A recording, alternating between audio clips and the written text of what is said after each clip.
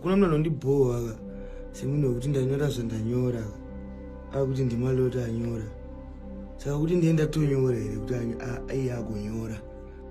Hulengende joins his girlfriend Malot Rose pakadhiri kekushaudha vanhu. Kusangana kwatikuita zvakare pachannel ino, channel yeZimutinez TV, pandinodzoka nemaupdates akasiyana-siyana, uye ndinoti kana kari kekutanga kusvika pano ndinokumbira kuti ungobaya button rekusubscribe then turn on the notification bell kuitira kuti usarasikirwe neevery update yandinodzoka nayo pano nguva nenguva.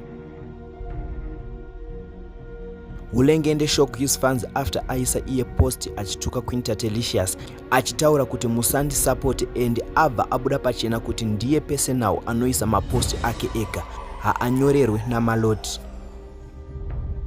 Azopedzisa iye achiti iye naMaloti vanonzwanana because unhu hwavo hwakafanana, vanonzwanana as couple. I'm going to play video ra Hulengende achiadresa Queen Tatelicious as Queen King, but mapedza kuona video iri, let's meet in the comment section muchitudzawo zvamunofunga pamusoro penyaya iyi and the reaction yaitwa naHulengende towards Tatelicious. Hakuna munhu anondibhoa semunhu wekuti ndanyora zvandanyora akuti ndimaloti anyora. Saka kuti ndienda tonyora here kuti aiye agonyora. Aise.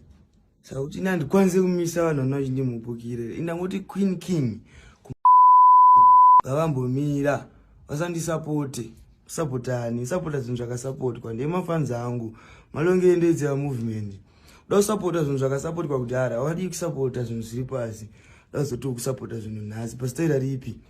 Aisa indakakuti story ka ndatrepwa nezidinga rinonzi jasi reria ndichiprotecta mhuri yangu. Aisa but futa isinye kuti tosvika kufa.